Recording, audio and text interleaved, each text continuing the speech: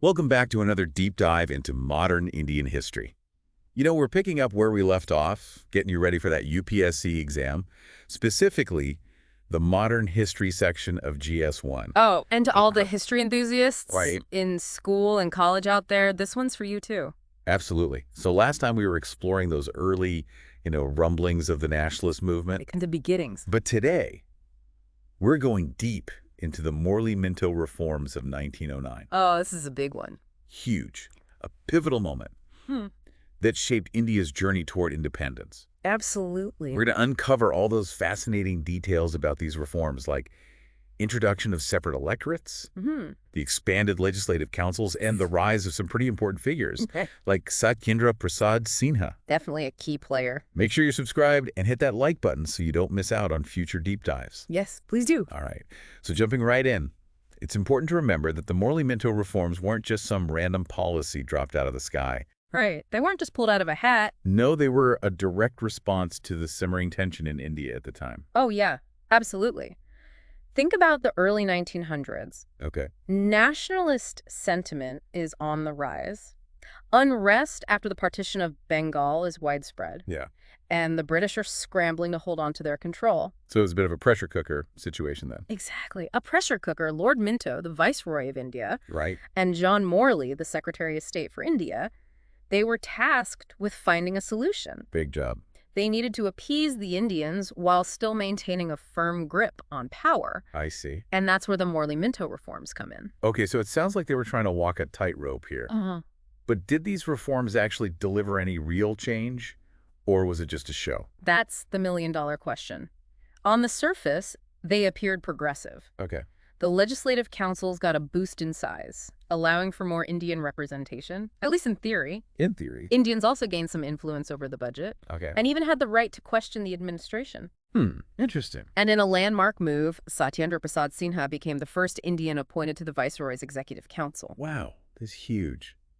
Having an Indian in such a high position must have been a big deal back then. It absolutely was. Yeah.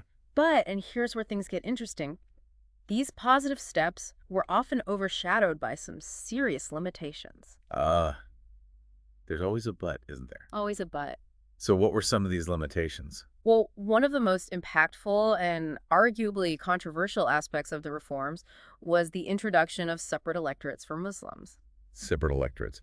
For our listeners who might not be familiar with this term, could you break down what that actually means? Of course, separate electorates meant that Muslims could only vote for Muslim candidates, while other religious groups, primarily Hindus, could only vote for candidates from their own community. Okay. It was a system heavily pushed by the Muslim League, which was established in 1906 to protect Muslim interests. I can already see how this could become problematic. Wouldn't that just further divide the population instead of encouraging unity? I mean, wouldn't a focus on shared economic and political goals have been more beneficial for everyone? You're hitting on a crucial point. Many argue that separate electorates were a classic divide-and-rule tactic by the British. Yeah, it makes you wonder. Instead of fostering a united front against colonial rule, Right. it pushed Hindus and Muslims into separate political corners. Wow, so not exactly a recipe for a harmonious society. Not quite. Talk about a twist of irony. Trying to quell unrest by planting seeds of division. It seems almost Machiavellian. It certainly had significant repercussions. Lord Minto even earned the nickname the father of the communal electorate because of this policy. Wow.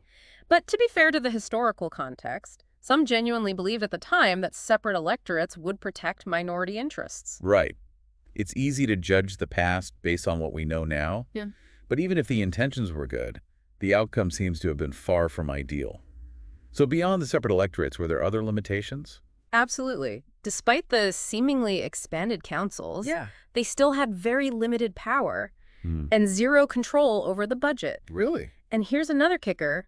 Elections were indirect. Meaning? Most Indians couldn't actually vote directly for their representatives. Wait, what? They expanded the councils but didn't give them real power or let people directly choose their representatives? That seems like a pretty empty gesture. It does, doesn't it? Imagine this. You get this fancy new steering wheel, Okay. but you're not actually allowed to control the car. Oh, I see. That's kind of what the Morley-Minto reforms felt like for many Indians. It created this sense of frustration and disillusionment, particularly among those who had hoped for genuine self-governance. So all show no go. Hmm. It seems that while these reforms might have looked good on paper, in practice, they were more about maintaining British control than about empowering Indians. No wonder this only further fueled the nationalist sentiment. Exactly. It's like giving someone a taste of freedom only to snatch it away. It only solidified the belief that true change wouldn't come from concessions, but from complete independence.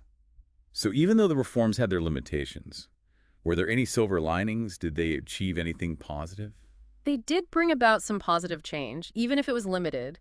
They exposed the flaws of British rule, sparked important debates, Okay. and ultimately laid the groundwork for future reforms and eventually independence. Well, that's a glimmer of hope amidst a pretty complex situation. Yes.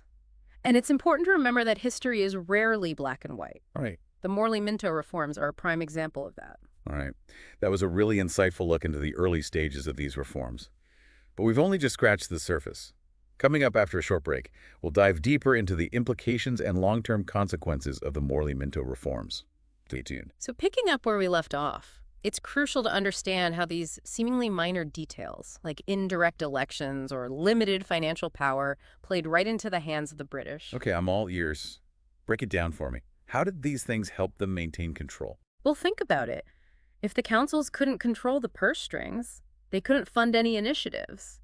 That might challenge British authority. Right. And with indirect elections, the British could influence who got chosen as representatives, ensuring people sympathetic to their cause remained in power.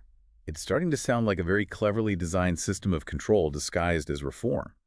I mean, even with more Indian representation, the real power still rested firmly with the British. Precisely. And this lack of genuine power really disillusioned many Indians. Yeah. They saw through the facade and realized that the Morley-Minto reforms were more about pacifying them and about granting them real autonomy. It's like they're being offered a beautifully decorated cage instead of actual freedom. That's a powerful analogy. And this realization had a profound impact on the nationalist movement. It pushed moderate voices towards a more radical stance, arguing that working within the system was futile. The demand for complete independence or Swaraj gained even more traction. So the reforms, even with their flaws, inadvertently fueled the fire for complete independence. Absolutely. By showcasing the limitations of working within the British framework, the reforms actually energized the movement for full self-rule. The demand for Swaraj, which had been simmering for years, now became a roaring inferno. Wow. Sometimes history plays out in the most unexpected ways. It's like the British accidentally lit the fuse for their own eventual departure from India. Yeah. But let's step back for a moment and look at the appointment of Satyendra Prasad Sinha to the Viceroy's Executive Council. That must have been a significant moment, right? It was a groundbreaking moment. Sinha's appointment was a beacon of hope, a sign that Indians could rise to the highest levels of government. It symbolized progress and fueled aspirations for greater representation. But considering the overall limitations of the reforms, was it merely a symbolic gesture? A way to appease the Indian populace without giving away real power? It's certainly possible to view it that way. The British were masters of using symbolic gestures to pacify dissent, but it's also important to acknowledge the significance of Sinha's appointment. Yeah, I see what you mean. It was a sign of changing times, even if it was just a small crack in the wall of British dominance. Exactly, and it set a precedent. It paved the way for more Indians to be included in the government, even if their roles were initially limited. So while the Morley-Minto reforms were undoubtedly flawed and designed to maintain British control, they also contained seeds of change that would ultimately blossom into India's independence movement. Precisely. They were a turning point in Indian history, marking a shift from moderate hopes for greater autonomy within the British Raj to a more radical demand for complete self-rule. Fascinating. It's amazing how these reforms, despite their limitations, played such a crucial role in shaping India's destiny. And they're a great reminder that history is often a complex interplay of intended and unintended consequences. Absolutely. The Morley-Minto reforms offer a rich tapestry of insights into the dynamics of British rule, the aspirations of the Indian people, and the long and winding road towards independence. This has been an incredibly enlightening deep dive so far. But we're not done yet. After a short break, we'll explore the long-lasting legacy of the Morley-Minto reforms and their relevance for us today. Don't go anywhere. Okay, we're back, and ready to unpack the long-term impact of these Morley-Minto reforms. I'm really curious, how did these reforms continue to shape India even after they were implemented? Well, that's a great question. And it's where things get really interesting. You see, the Morley-Minto reforms, despite their limitations, set in motion a chain of events that had profound and lasting consequences for India. Okay, I'm all ears. What were some of those long-term effects? Well, let's start with the most significant one, the legacy of separate electorates. This policy, intended to appease Muslims, ended up having a much darker and long-lasting impact. You're talking about the whole divide and rule strategy. Exactly. By granting separate electorates, the British inadvertently fueled communal tensions between Hindus and Muslims. This strategy of sowing discord would have devastating consequences in the decades to come, ultimately culminating in the tragic partition of India in 1947. Wow, that's a sobering thought. It's heartbreaking to see how a policy designed to maintain control ended up tearing a nation apart. It is. It's a stark reminder of how seemingly small decisions can have massive ripple effects throughout history. But the legacy of the Morley-Minto reforms wasn't all negative.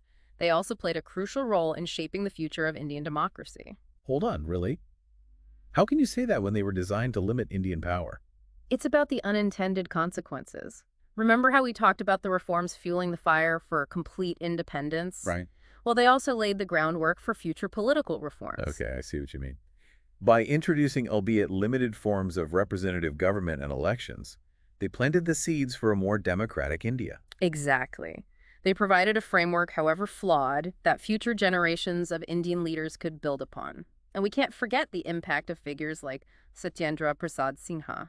His appointment, while symbolic, showed that Indians could hold high positions within the government, paving the way for greater representation in the future. That's true. It's like those small cracks in the wall of British dominance. That eventually led to its crumbling. Precisely. And it's important to remember that history is rarely a neat and tidy progression. It's full of twists and turns, contradictions, and unexpected outcomes. So what's the takeaway here for our listeners, especially those preparing for the UPSC exams? Well, the Morley-Minto reforms are a gold mine of insights for anyone wanting to understand modern Indian history. They highlight the complexities of British rule, the evolution of the nationalist movement, and the factors that shaped India's path towards independence and democracy. Yeah, and for our history buffs out there who may not be taking exams, I'd add that understanding these reforms can also give us a deeper appreciation for the challenges India faced in the past and how they continue to shape the country today. Absolutely. It's a reminder that the decisions made by those in power, even with the best of intentions, can have far-reaching and often unforeseen consequences. This has been an incredibly insightful deep dive into the Morley-Minto reforms. We've covered a lot of ground, from the historical context to the long-lasting implications of this pivotal moment in Indian history. And as we wrap up, I want to leave our listeners with a thought. How do you think India's political landscape would be different today if the Morley-Minto reforms had granted genuine power and not introduced separate electorates? It's a question worth pondering as we continue to grapple with the legacies of colonialism and the challenges of building a truly inclusive and democratic society. That's an excellent question to leave our listeners with. A big thank you to our expert for guiding us through this complex and fascinating topic. And to all our listeners, thank you for joining us on this deep dive. We hope you found it informative and engaging. And don't forget to like, subscribe, and share this episode with your fellow history enthusiasts and UPSC aspirants. Until next time, keep exploring, keep questioning, and keep diving deep into the fascinating world of history.